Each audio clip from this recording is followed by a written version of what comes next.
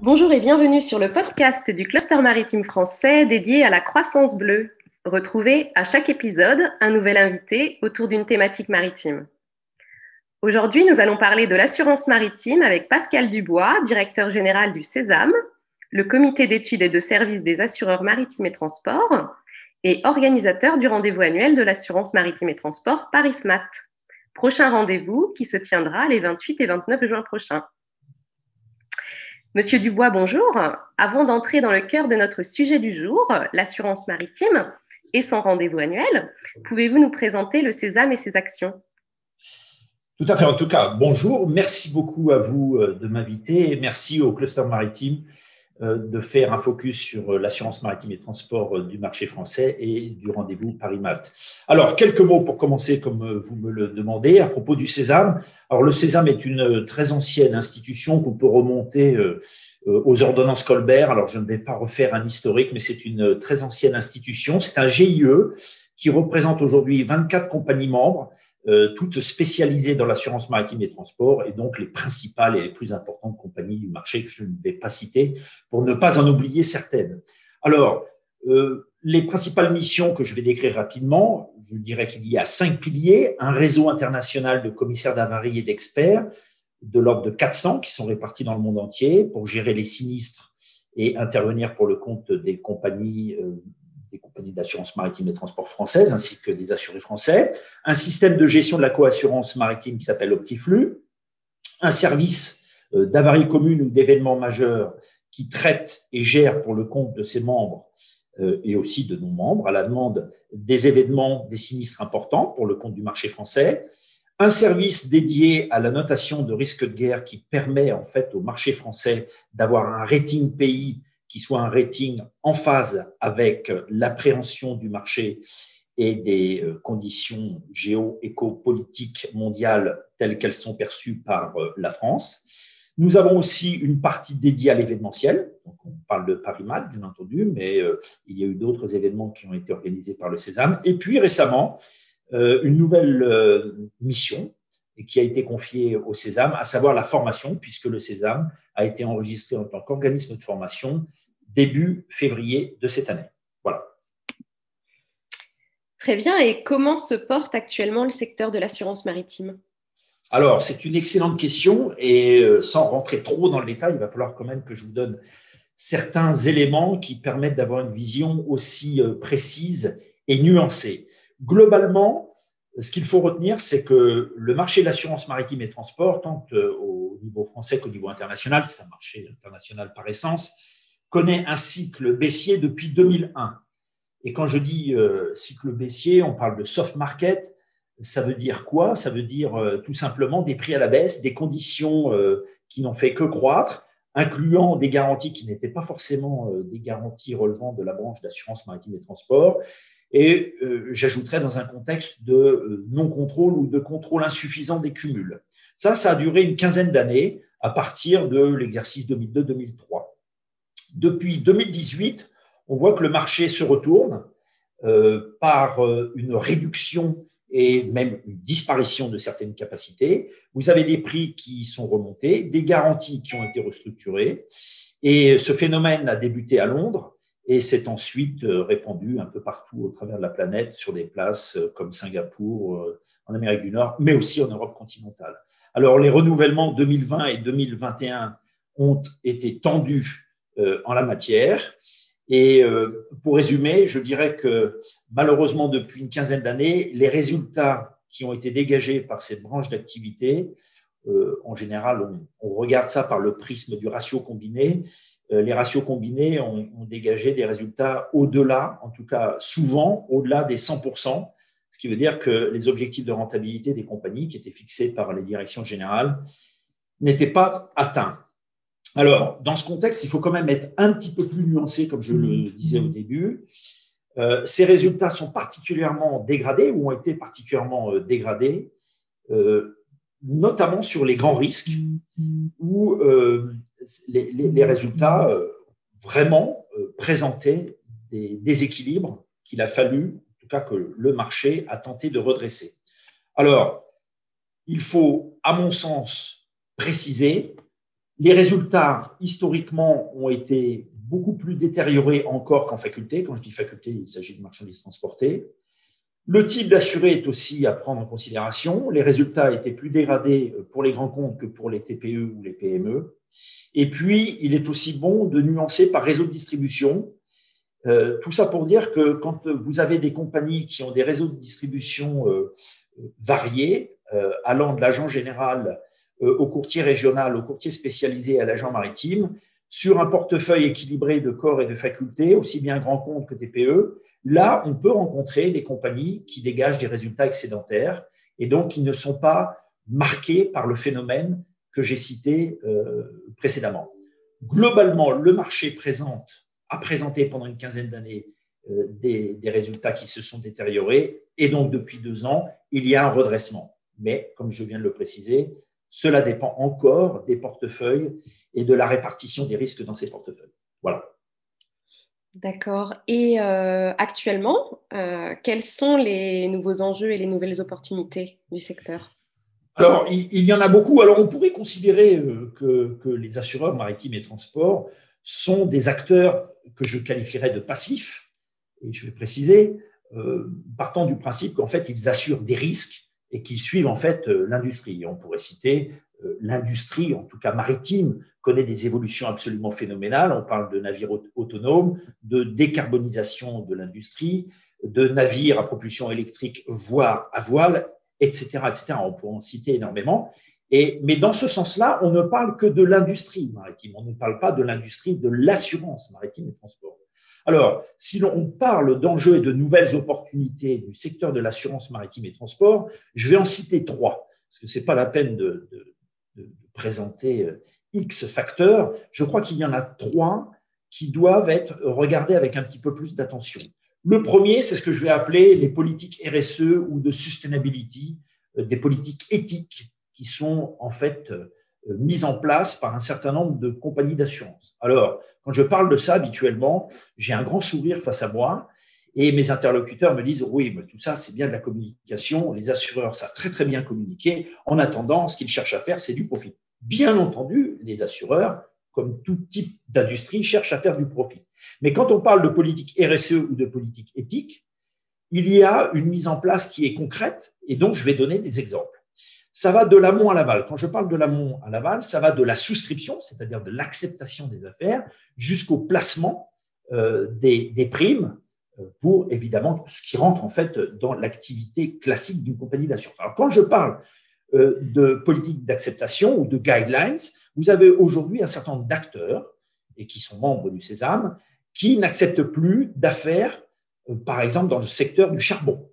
Et ça va même plus loin, puisque vous avez certains acteurs qui ont même décidé de se retirer de ce secteur, à savoir résilier des contrats qui avaient tout ou partie de leur activité dans le charbon, y compris quand elles présentaient, ces polices, des résultats excédentaires. Donc là, on ne parle pas de communication, on parle de faits avérés. Vous avez des guidelines qui ont été émis, vous avez des référoles qui ont été mises en place en interne des compagnies, et vous avez eu des résiliations d'affaires.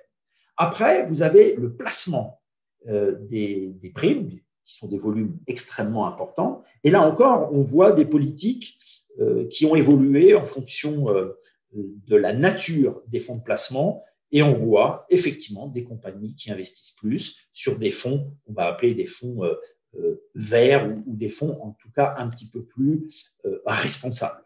Voilà, ça c'est le premier aspect que je qualifie de sustainability ou de politique RSE. Le deuxième facteur ou deuxième enjeu, qui est aussi une opportunité, c'est la digitalisation du secteur. Alors là, on voit un phénomène de fond, on en parle depuis des années, mais le secteur de l'assurance maritime et transport connaît des modifications importantes à ce niveau-là.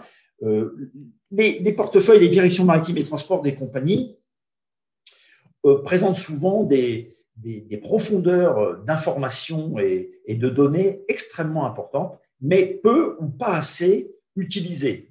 Et dans ce sens, la digitalisation du secteur va permettre d'accroître évidemment l'efficacité des compagnies d'assurance maritime et transport, de réduire les coûts et donc d'améliorer le ratio combiné. C'est plus un enjeu, c'est vraiment une réalité aujourd'hui et c'est à mettre en lien avec ce que je disais précédemment à propos des résultats de l'industrie. La digitalisation est probablement l'un des moyens qui va permettre d'améliorer les résultats techniques dégagés par le secteur de l'assurance maritime et transport. Et puis, troisième enjeu ou opportunité, eh bien, je vais dire que quand nous sommes sur un marché qui présente des résultats insuffisants techniquement, puisqu'aujourd'hui, ce ne sont pas les placements financiers qui vont récupérer les résultats dégradés, les résultats techniques dégradés des compagnies, il y a différentes manières de réagir. Et l'une d'elles, c'est de se réunir et de faire en sorte que l'ensemble des acteurs d'un écosystème, tel que l'écosystème de l'assurance maritime et transport, se réunissent et essayent de traiter les problématiques rencontrées de façon concertée. C'est l'objet de l'initiative ParisMat, qui a été lancée il y a quelques années et qui réunit les compagnies d'assurance, les courtiers d'assurance spécialisés, les agents maritimes, mais aussi des avocats, des experts, enfin, tout l'écosystème de l'assurance maritime et transport. Et ça représente un plus. Vous avez des secteurs, quand la situation se détériore, qui se recroquevillent sur eux-mêmes. Ici, on voit que le secteur de l'assurance maritime et transport s'est ouvert et il a été fait, à mon sens, un excellent diagnostic, à savoir que ensemble, on était probablement plus forts et qu'on pouvait trouver des solutions plus efficaces. Alors ça, c'est la première initiative que je voulais mentionner. La preuve, le rendez-vous aujourd'hui qui s'appelait le rendez-vous Sésame ou le rendez-vous de l'assurance maritime et transport français s'appelle le rendez-vous ParisMat. ParisMat pour bien montrer que c'est en fait le rendez-vous d'un écosystème global. La deuxième initiative concerne le Sésame. Le Sésame est en profonde restructuration, modification ou ajustement, je devrais dire, plus précisément, avec la volonté et la vision de devenir une véritable maison de l'assurance maritime et transport en France, qui accueillerait en fait finalement l'ensemble des acteurs. Ça compléterait de manière extrêmement harmonieuse et efficace l'initiative ParisMat. Et puis, on pourrait aussi citer que dans cette globalité d'initiatives où les différents acteurs travaillent ensemble et réfléchissent ensemble, il y a en ce moment la participation de courtiers, de compagnies aux travaux du Fontenoy du Maritime qui sont organisés par le ministère ou par la ministre de la Mer, pour être tout à fait précis. Et aujourd'hui, l'assurance maritime et transport, qui était souvent un secteur, d'abord qui est peu connu, mais qui n'était pas cité, nous avons des contacts réguliers avec les conseillers de la ministre de la Mer. Et le secteur de l'assurance maritime et transport, aujourd'hui, on peut dire que les autorités, et en tout cas le ministère, tient parfaitement compte de l'existence d'un secteur plutôt performant et qu'on oublie fréquemment de citer. Alors, tous ces enjeux, ces opportunités, finalement, c'est une facile liaison avec le rendez-vous ParisMat, mais se retrouvent finalement dans le programme que l'on va proposer. Très bien. Alors oui, nous avons bien compris que ces enjeux et opportunités de digitalisation, sustainability seront au cœur des sujets du prochain rendez-vous ParisMat. Mais pouvez-vous nous présenter plus globalement l'événement ou plutôt le programme de cette édition 2021, les personnalités, intervenants phares et les thématiques? Parfait, merci beaucoup de poser la question. On va rentrer dans le vif du sujet. Alors, tout d'abord, j'aimerais faire un focus sur les partenaires. C'est un petit peu curieux de commencer par les partenaires quand on parle d'un rendez-vous, d'un événement de ce type-là. Mais finalement, quand vous avez les partenaires dont finalement je vais pas citer les noms, mais les domaines d'intervention, on va comprendre que quand je parle d'écosystème de l'assurance maritime et transport, on est vraiment au cœur de cet écosystème.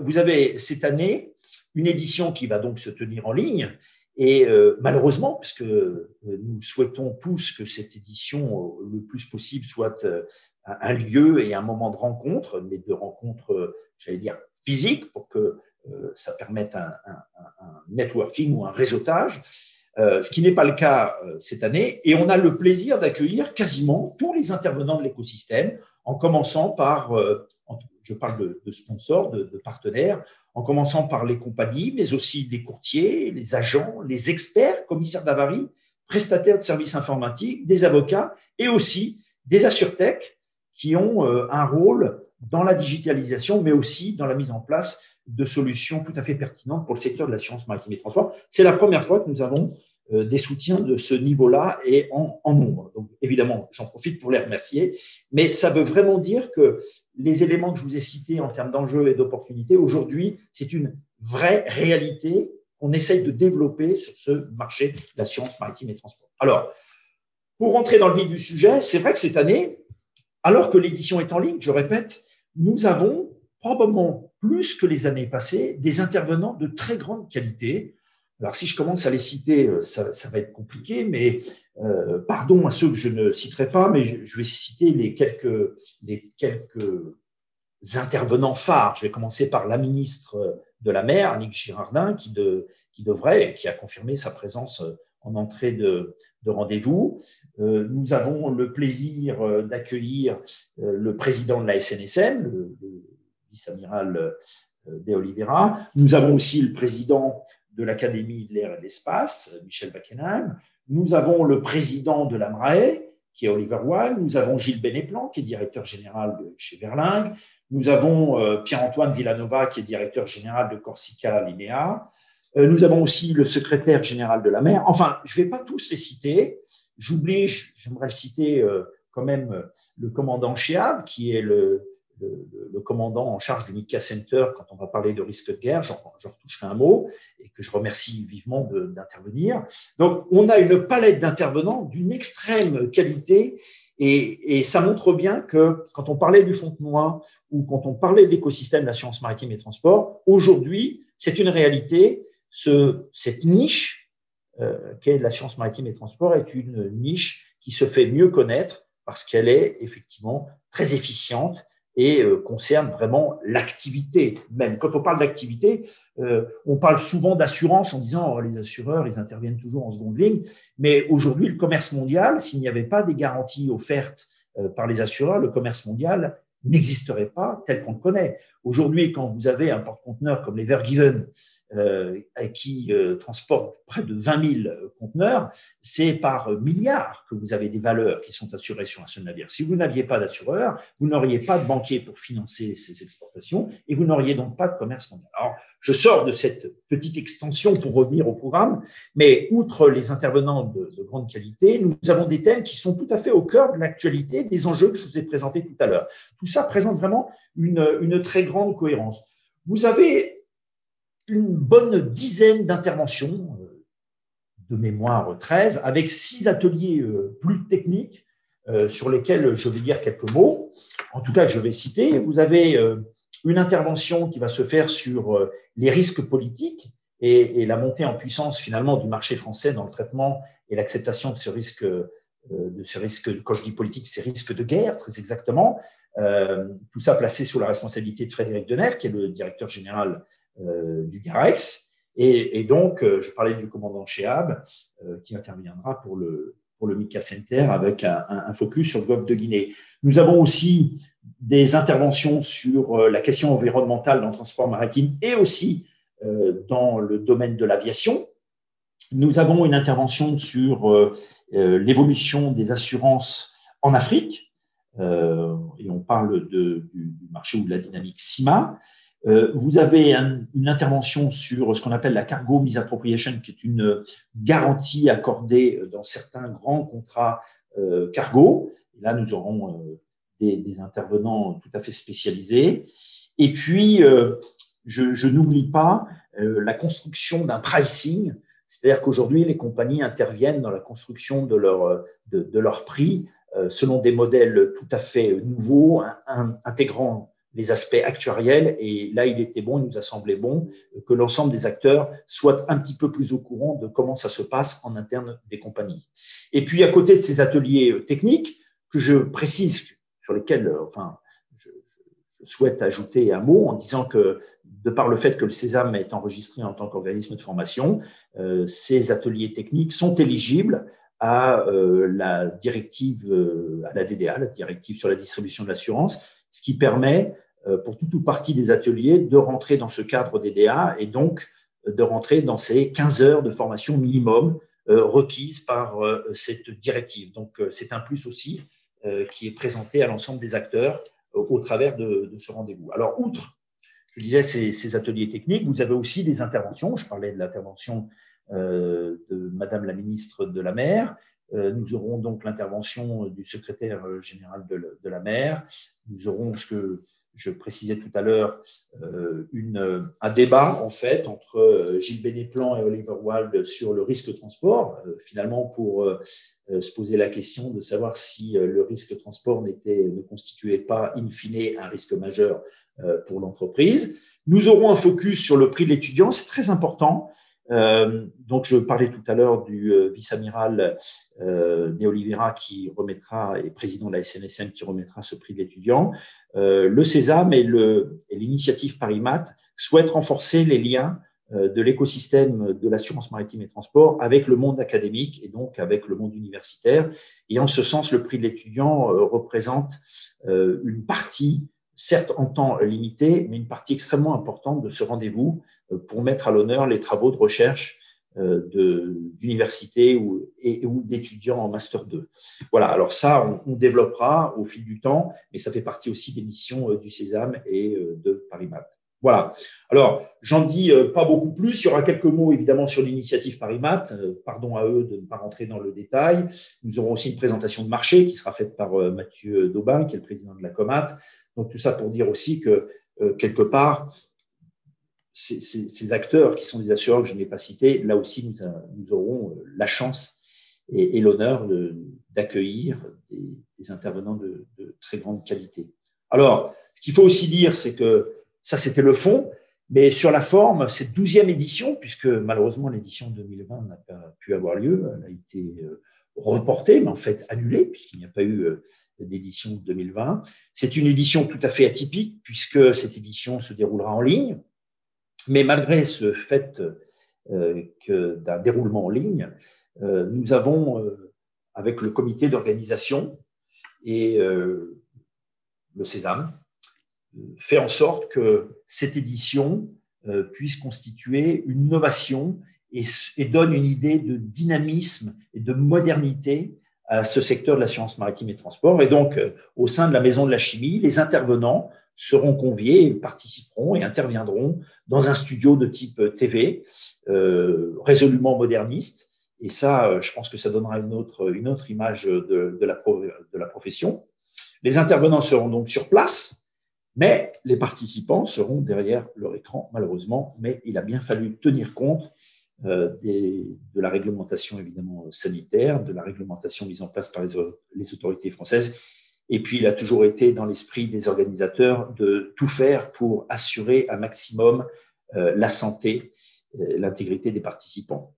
Voilà, donc participants en ligne et intervenants en un lieu unique dans un studio de type TV. Voilà. Un format virtuel qui permet aussi à plus de participants de suivre l'événement. Vous me disiez, vous n'avez pas pu donc être complètement exhaustif sur les intervenants et le programme, mais je crois qu'il est désormais en ligne. Alors, vous avez tout à fait raison. Le Sésame a mis ce programme en ligne hier, donc mardi 25 mai, et il a été mis de manière concomitante en ligne aussi sur le site ParisMat. Voilà, et sur les réseaux sociaux. Donc, ce programme est en ligne.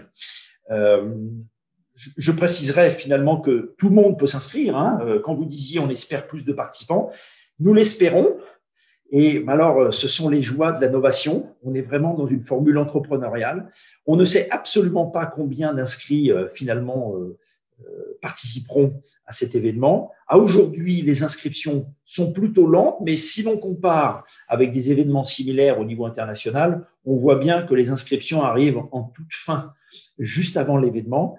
Donc, on reste résolument optimiste, mais et ce d'autant plus que quand on voit, je reviens sur les partenariats que nous avons réussi, en tout cas qui étaient intéressés pour soutenir le rendez-vous. Alors, tout le monde peut s'inscrire. Les inscriptions sont en ligne depuis mi-avril. Vous l'avez mentionné, le programme est donc en ligne aujourd'hui. Les prix ont été calculés de manière la plus resserrée possible, mais toujours avec un certain nombre d'incertitudes, parce que nous ne savons pas si effectivement nous aurons plus ou moins de participants que sur des éditions qui étaient en présentiel. Alors, ce que l'on peut quand même dire aujourd'hui, c'est que pour les non-membres du Sésame, le tarif a été fixé à 295 € TTC, pour les membres à 230 € TTC et pour les commissaires d'avarie et experts recommandés à 280 € TTC. Je ferai un petit focus sur les étudiants qui ont un prix spécifique à 15 € pour essayer d'attirer un maximum d'étudiants à cet événement qui est vraiment l'événement de la place de l'assurance maritime et transport. Alors, un dernier mot, quand on regarde au niveau international les prix pour des manifestations de cette qualité sur une journée et demie à 2 jours, il fallait, quand on les regarde, c'est plutôt 250 livres. On voit bien l'influence de la place londonienne à ce niveau-là, mais 250 livres. Donc, le tarif plafond qu'il fallait fixer était 300 €. Et avec tout ce que nous avons mis en place, tant en termes d'organisation que d'intervenants, on a réussi à maintenir ces tarifs. Et donc, on espère qu'un nombre important de participants s'inscriront. Voilà. Nous l'espérons aussi. Alors, quelle est la date limite d'inscription ? Alors, l'événement se déroule les 28 et 29 juin prochains. J'allais dire qu'on peut s'inscrire jusqu'au dimanche 27 au soir. Voilà. Mais après, ça va devenir un petit peu plus délicat. Mais on peut vraiment s'inscrire jusqu'à la dernière limite. Alors, il n'y a pas de prix préférentiel à s'inscrire plus tôt ou plus tard. Donc, j'allais dire, tous ceux qui veulent s'inscrire, mais qui n'hésitent pas à le faire dès maintenant, ça sera déjà ça de fait, j'allais dire, aussi simplement. Voilà. Oui, c'est sûr. Il ne faut pas traîner pour éviter de rater donc ce rendez-vous incontournable de l'assurance maritime qui est donc dédié, si j'ai bien compris, à tous les acteurs de l'écosystème de l'assurance. Merci Monsieur Dubois d'avoir répondu à nos questions. Merci également à nos auditeurs pour leur écoute. Vous pouvez retrouver les différents podcasts du Cluster Maritime Français sur notre chaîne YouTube et notre site internet. À très bientôt.